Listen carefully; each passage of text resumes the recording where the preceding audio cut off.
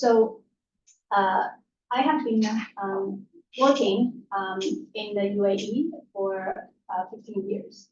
And over the last 10 years, I have really devoted myself to the study of Chinese diasporic communities there.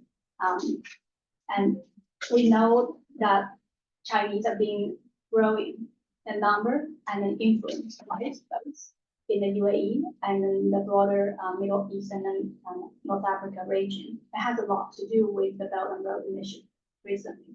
But of course, and the story started far before Belt and Road Initiative, and then I detailed that growth history in my book, in my articles, and etc.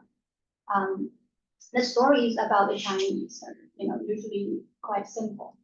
People, in China, and especially during the reform era, they were looking beyond, the Chinese world to seek out opportunities for economic prosperity, security, and for personal, development. And even though that personal development came a little bit later, but it was a, story about,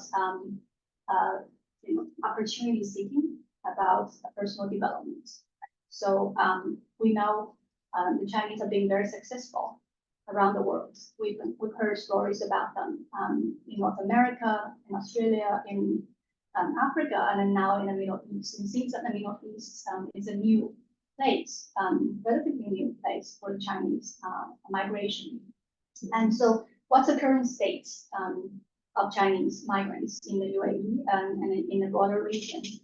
And I focus on the UAE not just because my location also has to do with the centrality of UAE in China's Belt and Road Initiative framework, and also, the success of UAE itself in the region. So there are 400,000 Chinese living in the UAE right now. This is the newest data from the embassy. It's actually a significant increase compared to the number reported back in 2018, 2019 before COVID. So despite COVID, China is now the largest trade partner of the UAE. And I read the most up-to-date statistics. There are 7,800 Chinese companies registered in Dubai alone. This is a huge amount of capital operating in the market. The Chinese expats individually have also been very successful. They have generated a huge economic success and accumulated a huge amount of wealth. And we've heard stories, anecdotal notes that, the Chinese business people bought a whole floor in Burj Khalifa, etc., etc. So those are not, unheard of. But then based on Philip's research and statistics, we also know that, the Chinese business people have been quite successful, right? Now, this is the context, right, within which that I conduct my research. And then what I was, what really interested me was how, the Chinese managed the huge amount of wealth accumulated, right? Are they settling down, which is actually not quite possible because of immigration policy, right? Going back to China, there are a lot of obstacles for people to readapt, right? Moving forwards, onwards to other more popular destinations, right? What are they doing, with their wealth? And because we know in other societies, right, when there is a huge amount of wealth, especially rapid economic growth, and then there tends to be a bigger gap, larger social inequality, and how do you address that issue? In China, of course, right, states play a big role. But then after 1978, and then when the reform started, and we start seeing private agencies entering the the philanthropy market, I'm allowed to use that word. And there has been a lot of research on the development of philanthropy in China.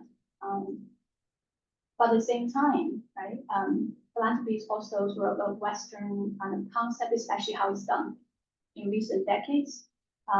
So I'm just really intrigued by this because at the same time I start observing this kind of emergence of small charitable events within the diaspora.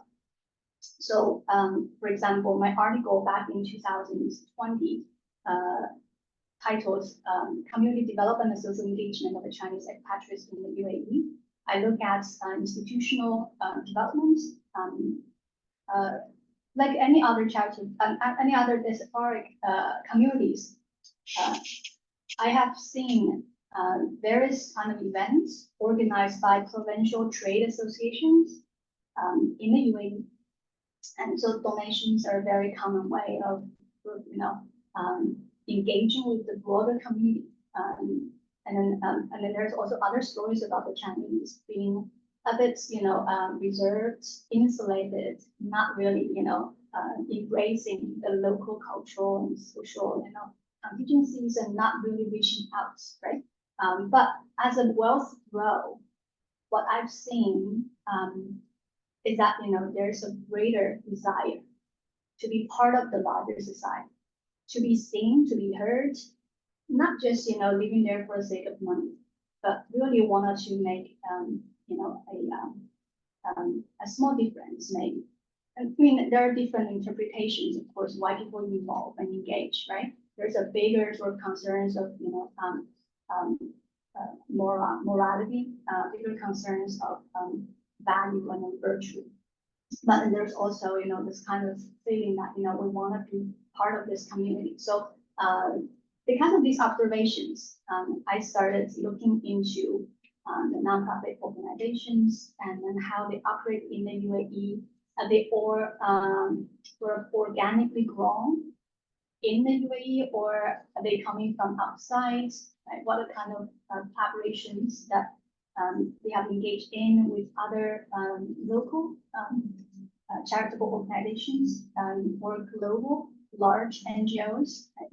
And what about geopolitical sort of factors and that exists, right? That sort of frame all kinds of levels of interactions in the region. So that's the context, basically, a long story. But now, so today I'm giving the talk here, but my co-author is actually walking the talk, so to speak, and he is actually right now in Amman, organizing a celebration for children in the refugee camps, and so and Dr. Xiaojing's contribution is really indispensable for this work. So a lot of these data are collected firsthand, by him in the fields and also through his contact with other organizations and companies in the Middle East, which is a very, very new place for Chinese NGOs, whether NGOs that have long history operating in China and Greater China.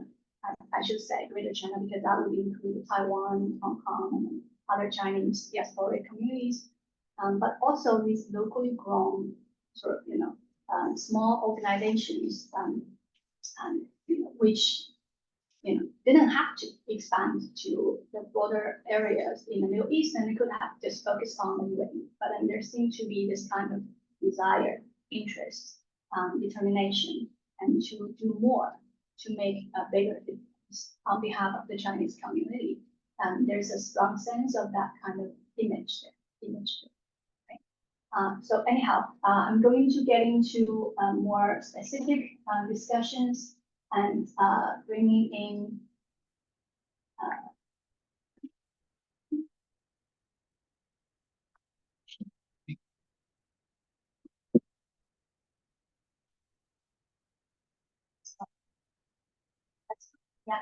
bringing in some existing literature on the topic of philanthropy and charity in China.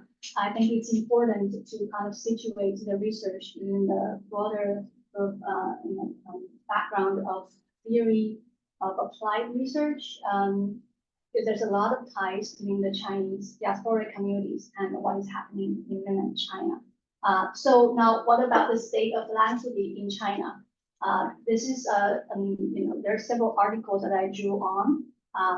And of course, it's important to actually, start with the definition, right? When we talk about charity, we talk about philanthropy, what do we mean? Do they mean the same thing? What about these activities that in the Chinese linguistic context, right? So we know there are several terms that can be used to refer to philanthropic, humanitarian, charitable events, 公益, 爱心, the heart of love, and 慈善. Now the first two terms, they tend to be associated with very broadly defined pro-social behaviors, which include volunteering, for example, small donations. We've seen this quite a lot. It doesn't take a lot of infrastructure to execute these behaviors, right? And this can be done individually, and it can be done, with a group. And they are also perceived, these kind of deeds are perceived as accessible to regular people, to people who, wanted to have, play a role and make a difference in other people's lives. And this is also very well acknowledged in contemporary Chinese society. It doesn't really, pose any kind of threat, and it's promoted very widely. Right? So that's 公益 and 爱心. But 慈善, on the other hand, is more associated with very large scale giving, right, of the elites. This is a kind of charity that many people find inaccessible. Maybe to some extent, it's a make-believe charity, right? For example, in the UAE, this kind of thing is actually quite common, where people who are very well connected with the royal family, with the rich and entrepreneurs, and then they would gather a lot of people together, throw a huge fancy party, right? A big gala somewhere on the palm, and then they promote humanitarian cause, and then the water they drink costs a lot of money, right? So in the mind of, or in the eyes of a lot of people, these kind of 慈善活动, those kind of philanthropic events are just too far away from common people, and also probably too far away from intended goal. Right? However, philanthropy is very important. There's a lot of research on philanthropy in the United States, and because philanthropy actually had a long history in the U.S. historically and contemporarily, we are very well, we are very familiar with the work of Bill Gates in the foundation, for example, and many other foundations and other and Carnegie Mellon and so on. There are so many that we can name. And they're very important actually to address the gap between society and the state, and then it's really developed sort of as a way, right, to respond the weak control of the states in the United States. But then this is very different in China, because China has a powerful state, so to speak, right? So when China's economy grew in the last 4 decades significantly, and then a lot of people were moved out of poverty, and then the infrastructure has become much more complete, and then China also became highly competitive in the global market. So philanthropy is kind of facing a dilemma in China, or maybe referred to as a paradox, right? In a powerful state where a lot of these things like social inequality, unequal distribution of resources supposed to be addressed by the states, maybe make the philanthropic organizations redundant, and even sort of against what is intended as a socialist kind of system. In a socialist system, right, the state should be ensuring, right, the equal distribution. So there is really not such kind of space for philanthropic organization. But because the inequality is growing so much faster than the regional states, government services in China, and also because the government also withdrew from some of the public sectors in the reform era, so you actually need this kind of redistribution of wealth. So if we talk about taxation as a second layer of redistribution, then philanthropy is another layer of redistribution. Right? There's a lot of growth in philanthropic organizations in China in the last 30 years. For example, we've seen a lot of celebrities donate very generously, to various causes, especially educational causes. These are major, focus of philanthropic organizations. However, the supply is still far below international standards in China, and also legal challenges, right? How much can you do, right, as a grassroots organization, and what are the lines, right? And what about international philanthropy organizations, NGOs, and then to what extent can they operate in China? And can Chinese organizations operate outside China? Even though that only happened in the last several years, but then those are questions that a lot of people ask, right? Now, just to be very brief about the different types of philanthropy in China, there are corporate philanthropy, right? There's a lot of research about that. Companies, they donate a huge amount of resources to education, to healthcare, to disaster relief, and etc. But then many people would question whether this is really about commercial success or genuine care for people who are in need. Right? NGOs, and these are very common form of philanthropy, and then you also have community-based individual philanthropy. So there are different kind of philanthropies out there, and they all will have impact when they seek to go beyond Chinese border to enter the international territory. Okay, so now there are three phases of internationalization of Chinese NGOs. Because we're looking at what is happening outside China, but of course in order for these companies, these organizations to reach out, they must first strengthen themselves and then build a very solid foundation, right, of operation. So based on some of these studies, there has been three phases of internationalization. First, in the 1980s, right, they have government-sponsored foundations. They're responding to foreign agencies' interest in donating to China.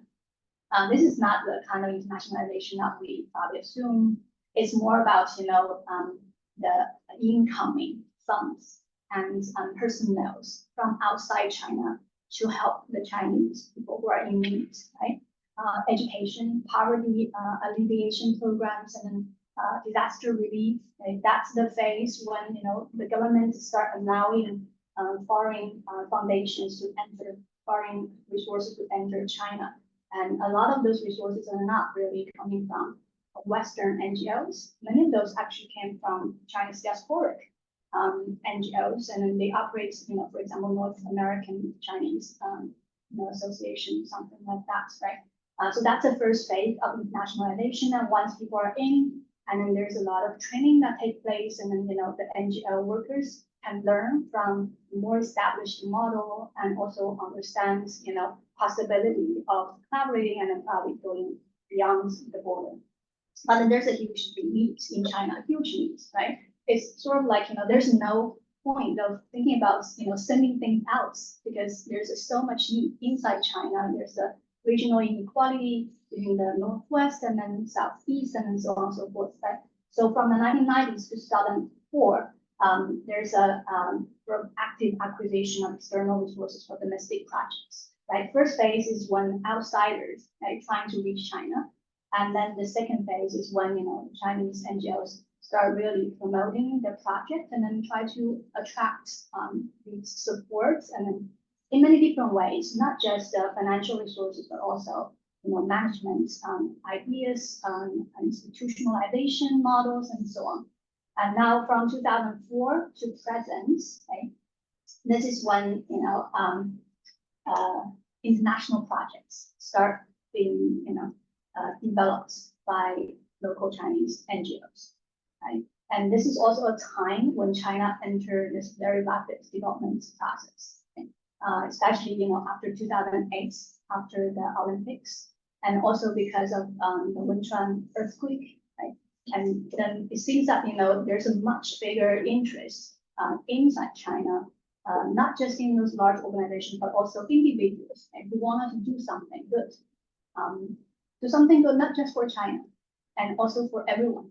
right? So we start seeing that kind of development, and then this is a phase I call, Chinese NGOs growing up, right? And of course, right, once the Chinese NGOs grown up a bit, right, then we enter the phase of going out.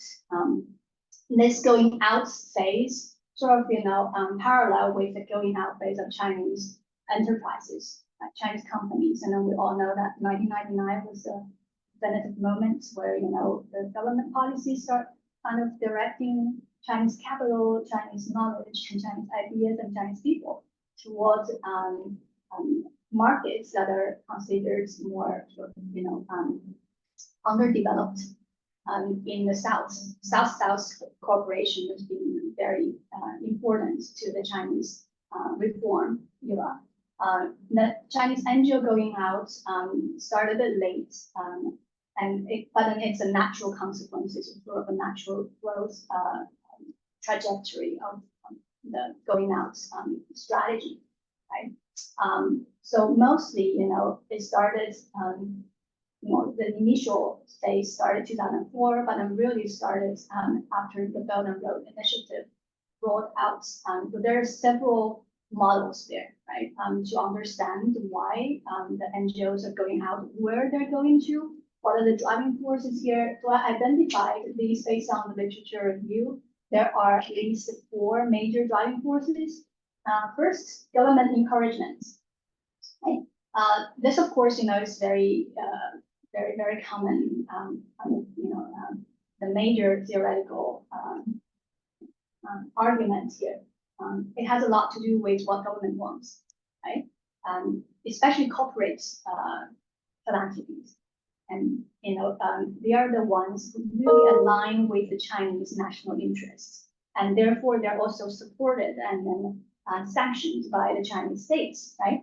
So the government encourage the going out of Chinese NGOs in order to achieve China's geopolitical goals and enhance China's public diplomacy and soft power. Right? But then, of course, there's also other driving forces. Resource acquisition argue that the NGOs are going out because they wanted to promote regional trade and economic cooperation. Those are not states sort of behavior. They could be, driven by company, goals of expanding their networks into BRI countries, especially, countries in Africa and in the Middle East to lesser extent. Competitive pressure, right? And this is a more sort of, a rational choice model here. It makes sense, but we really have to look at what is really happening inside China to see if this is actually true, right? So what they argue is that, some of these organizations will have to, really kind of work with a growing competitive market inside China. So just give you an idea on how many organizations operate in China, right? So based on the recently published Blue Book for Chinese NGOs, as of the fourth quarter of 2022, this is the most recent data. Total number of social organizations in China was 891,000. It's a decrease actually of 1.07% compared to the same period in 2021. And among these organizations, there are over 9,000 foundations, more than 500,000 social service organizations or other social groups as well. And then there are a total of 1,182 charitable trusts filed nationwide. And then there's a huge amount of property scale is about it's more than 5 billion yuan. And then also about 700 representative offices of foreign non-government organizations in China. So this is you understand the scale of the Chinese charitable market, and then taking into consideration of the legal frameworks, and so it's maybe a time, right, to specialize and explore new markets abroad.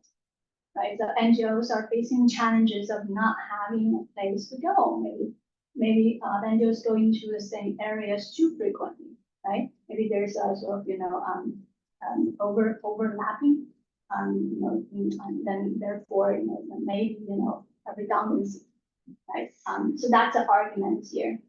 And therefore, areas like the Middle East, Africa, and Southeast Asia, so on, even as far as Latin America, can present opportunities for these NGOs to grow their branches and really kind of engage globally. And then, of course, the kind of division of labor, overseas participation is also something that has existed in the Western NGOs for a long time. So there's kind of sense of, Chinese NGOs now having developed to this point and can now, become much more active and, implementing some sort of Chinese model in the global charitable market, right? So these are the driving forces, but then we can find that there's a lot of support for the first driving force. The government is really behind this. It's great for Chinese NGOs to operate overseas, right? And because it's good for soft power, it's good for public diplomacy. Just wanted to, kind of give a visual understanding of the extent of Chinese NGOs' global engagement. This is a map and published on the website of Global China Center at Hong Kong University of Science and Technology. The website, actually the center, published a lot of very useful statistics and other analysis on the global engagement of NGOs. And if we zoom in and look at the regions, you'll find that China is very engaged with African countries, right? And there are also a lot of operations in South Asia, Southeast Asia, Mongolia. And I don't have the statistics for Latin America, but then some of these organizations, they operate in Haiti, in Guatemala, in various places that are disaster prone. They need a lot of financial resources from all over the world. But there's only one location in the Middle East that now has a registered presence of Chinese NGO. And this particular NGO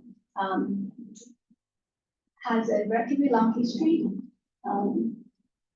It was actually established, let me see, 2000, I believe it's 2018.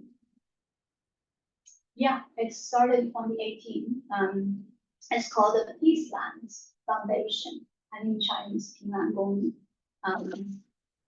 It's a very active organization, and during during COP28, which is a climate annual forum organized by the United Nations, in December 2023, this organization came to the UAE and they helped to organize a side event, looking at the climate challenges and then how the NGOs could contribute to these sustainable development goals. So they become very engaged globally, using various kind of platforms. United Nations is one. They also have staff in Switzerland, in Geneva, right? So they're really operating globally on a global scale. And they're registered actually in Lebanon. And they're seeking to expand its operations in other locations. In Turkey, Turkey and Jordan, they have also have operations, but they're based in Lebanon mostly. So this is one of these organizations that operates in the Middle East, that has Chinese funding and then Chinese philanthropic support, institutional support, and of course, it's a very powerful voice to represent China. China's engagement with the global civil society, and then China's engagement with global governance, especially through its participation in Geneva, in the United Nations headquarters. This is one, and there's another one. It's called Common Future. It's not registered by Hong Kong University's Global China Center somehow, because even the center has had to put a disclaimer that it doesn't register everything. And there are some of these, a lot of these activities are not really captured right? Because they're not systematic enough to be captured by these big data systems. So in September 2016, this foundation was established in Beijing. It was the first national volunteer service project in China that has obtained public operating qualifications committed to help children and futures. Now, compared to Peaceland Foundation, Peaceland Foundation is mostly in disaster, specialized in disaster relief. They have very mature disaster response team, and so they would send these rescuers to disaster sites within 1 or 2 days, and then they're very efficient, right? But they're not really specializing in volunteering services, that can operate in a non-disaster sort of environments, and they're also expanding their operation to other disciplines in other fields. So there's sort of give you a sense of there's some kind of division of labor growing, right? But then this is another example. And one more example, there's a bunch of things here, right?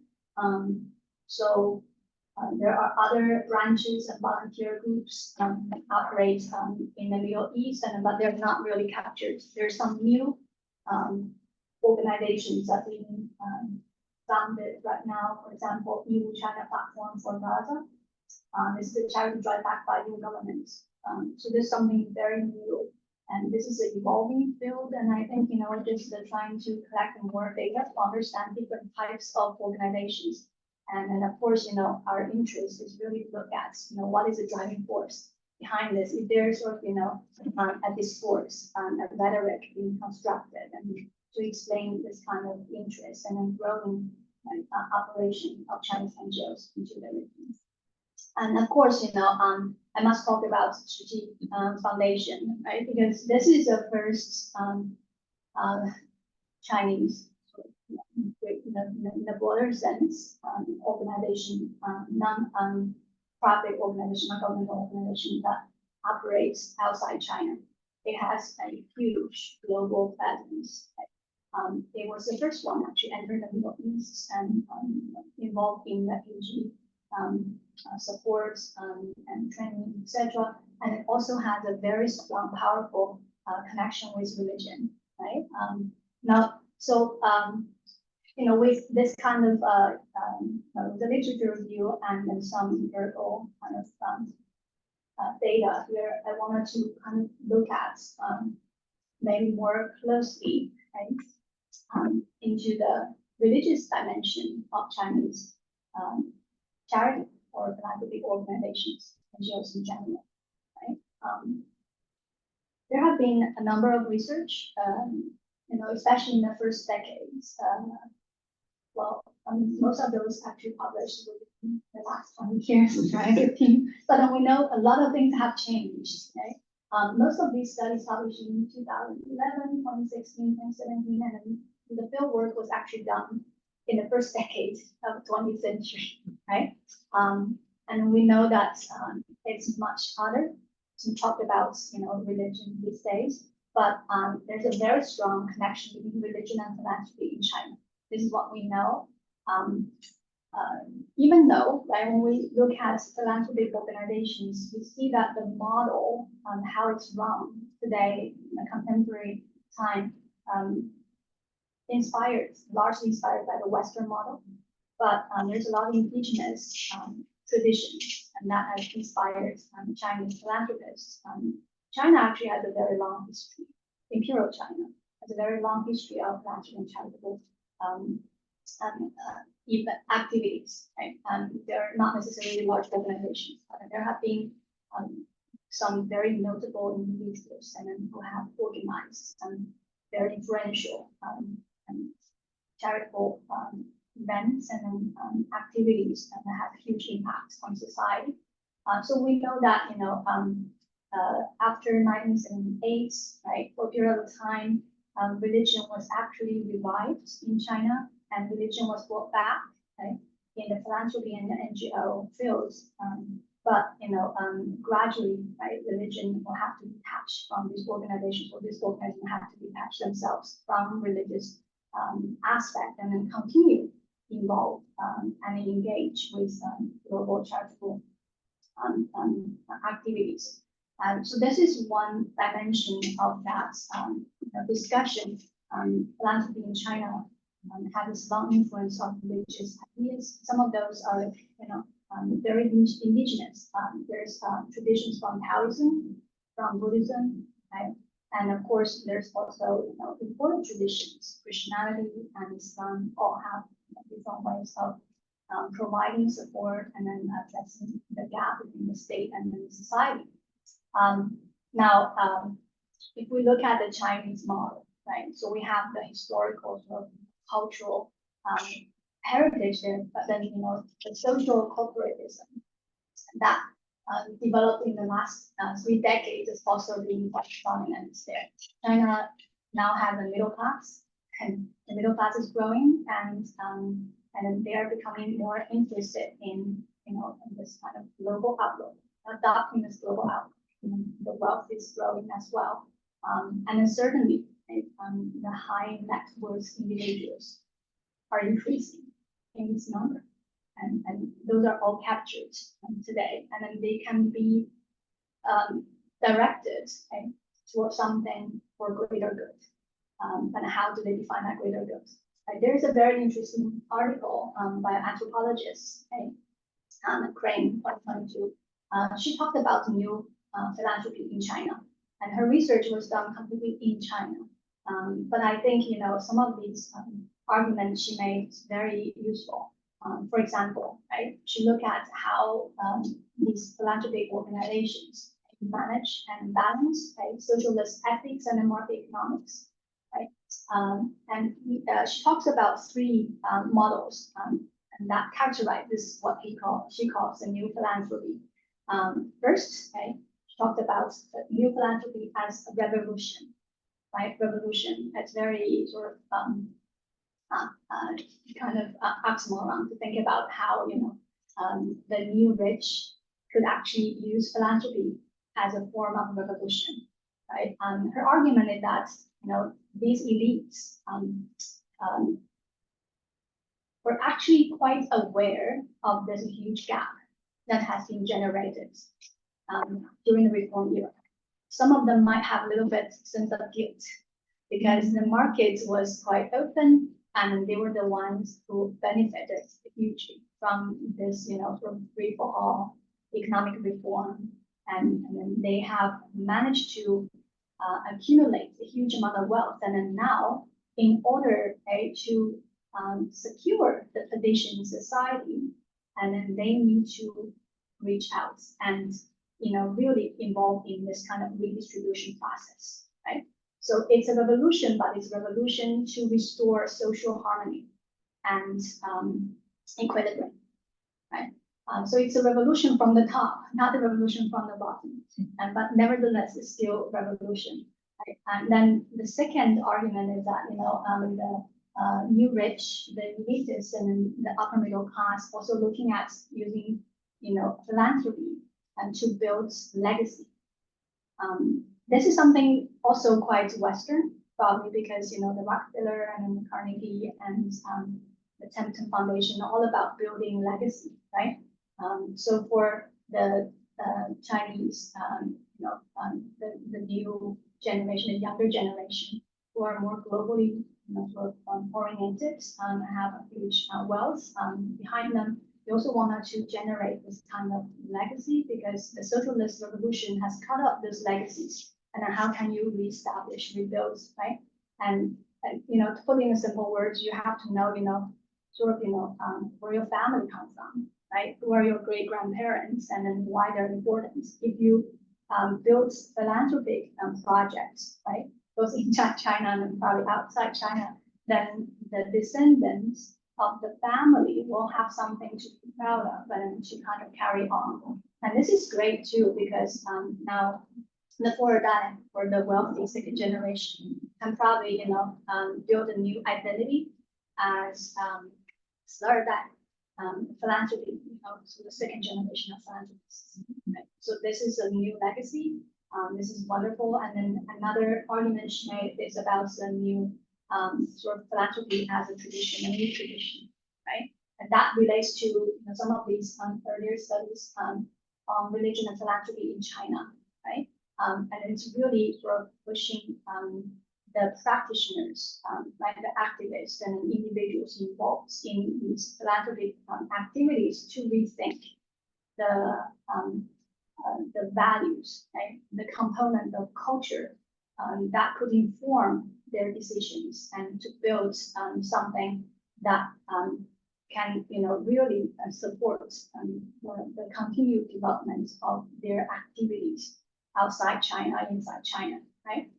So, if we look at, what I talked about, what is happening in the Middle East, where, a number of Chinese NGOs start to expand their operations into sort of, a territory that is primarily covered by Western NGOs, right? Middle East has been the hotspot for so many decades. So you can imagine there are many NGOs operate in the Middle East, and many of them have religious affiliations, right? Whether Christianity or Islam or Judaism, there's a lot of these kind of organizations operate there. But then because of religious affiliation, you could potentially generate, frictions and challenges, right? Because it's very complex geopolitical landscape in the Middle East. And then what about the Chinese, right? So the Chinese going into the region and really looking at the gaps, right, between these religiously affiliated organizations and then trying to kind of, present a Chinese model, will they become more successful? And of course, the government is very interested in, and I don't think they're interested in these particular organizations, but they're interested in this big idea about, having Chinese presence in the NGO, network that operate in the Middle East, because it does really promote China's image, make China much more engaged in global governance. And it's something that we hear a lot about. China is not doing enough, right? China is becoming so rich, comparatively speaking, yet China is not giving enough, right? And now in the region, there are many givers.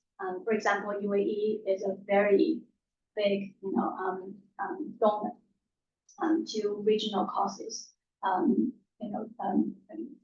the operations done in the Middle East and often, right, will have their headquarters in the UAE, and they can collaborate with UAE foundations. And this makes Dubai a very interesting location to consider China's expanding NGO network into the region broadly. Yes, they're going to operate in Lebanon, in Jordan, in Syria, and possibly in Palestine, right? And maybe some parts of Egypt, but they're going to connect very closely to organizations, both the UAE organizations and the Chinese diasporic organizations that locate in the UAE, because the UAE has the largest concentration of Chinese population and the biggest amount of Chinese capital there, right? So, maybe the Chinese model, if we wanted to frame that, right, we could consider the Chinese model as the Chinese citizen-driven model instead of the Chinese state model. The Chinese state model is where, we hear about soft power, about, economic success, economic tangible sort of, economic outcome, right? A lot of these activities can also broaden up the market for Chinese companies to operate. So there's also always a win-win situation, right? But the citizen-driven kind of network-based charity, right, is generating a lot of more innovative ideas. So Peaceline is about disaster relief, right?